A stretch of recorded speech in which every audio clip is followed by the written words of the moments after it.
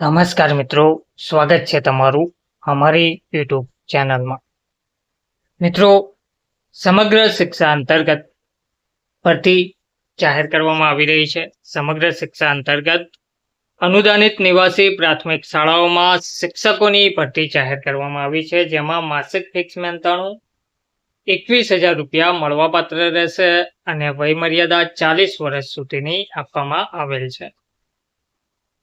તો અનુદાનિત નિવાસી પ્રાથમિક શાળાઓ, આશ્રમ શાળાઓમાં આ ભરતી જાહેર કરાઈ છે. કમિશનર શ્રી આદિજાતિ વિકાસ કચેરી તથા સામાજિક ન્યાય અને અધિકારિતા વિભાગ હસ્તકની નિયામક શ્રી અનુસૂચિત જાતિ કલ્યાણ અને નિયામક શ્રી વિકસતી જાતિ કલ્યાણ કચેરી હસ્તકની ગુજરાત રાજ્યની અનુદાનિત નિવાસી પ્રાથમિક શાળાઓ, આશ્રમ શાળાઓમાં જ્ઞાન સહાયક યોજના પ્રાથમિક માટે શાળા કક્ષાએ 11 માસ માટે કરાર આધારિત જ્ઞાન સહાયક પ્રાથમિક નિવાસીની ભરતી માટે પસંદગી યાદી તૈયાર કરવા માટે યોગ્ય લાયકાત ધરાવતા ઉમેદવારો પાસેથી ઓનલાઈન અરજીઓ મંગાવવામાં આવી છે.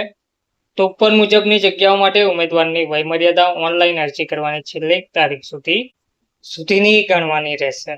ઉમેદવારે ઓનલાઈન અરજી https://ashramgnansayak.ss.gujarat.org ની વેબસાઇટ પર જઈ કરવાની રહેશે. ઉમેદવારે અરજી કરતા પહેલા વેબસાઇટ પર મૂકેલ ઉક્ત જગ્યાઓ માટેની આવશ્યક લાયકાત, વયમર્યાદા, નિમણૂકનો પ્રકાર અને મહેનતાણા અંગેની સૂચનાઓ માર્ગદર્શિકા પહેલા વાંચી લેવાની રહેશે. આ અરજીઓ રાજ્ય કક્ષાએ, જિલ્લા કક્ષાએ રૂબરૂ ટપાલ કે કુરિયર દ્વારા સ્વીકારવામાં આવશે નહીં. તદુપરાંત આવી મોકલેલ અરજીઓ માન્ય ગણવામાં આવશે નહીં.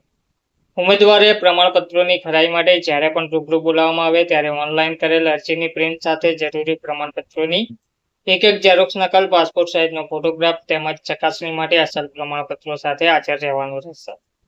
ઓનલાઈન અરજી કરવાની તારીખ છે 18/6/2025 14 કલાકથી શરૂ થશે અને ઓનલાઈન અરજી કરવાની છેલ્લી તારીખ છે 25/6/2025 23:59 કલાક સુધી ઉમેદવારો અરજી કરી શકશે. તો સમગ્ર શિક્ષા અંતર્ગત કમિશનર શ્રી આદિજાતિ વિકાસ કચેરી, કમિશનર શ્રી આદિજાતિ વિકાસ કચેરી તથા સામાજિક ન્યાય અને અધિકારિતા વિભાગ હસ્તકની નિયામક શ્રી અનુસૂચિત જાતિ કલ્યાણ અને નિયામક શ્રી વિકસતી જાતિ કલ્યાણ કચેરી હસ્તકની ગુજરાત રાજ્યની અનુદાનિત નિવાસી પ્રાથમિક શાળાઓ માં જ્ઞાન સહાયક યોજના પ્રાથમિક માટે શાળા કક્ષાએ 11 મહિનાના કરાર આધારિત જ્ઞાન સહાયક પ્રાથમિક નિવાસીની જગ્યાના કરાર બાબતે ઓનલાઈન અરજી આમંત્રિત કરવામાં આવી રહી છે. ધન્યવાદ.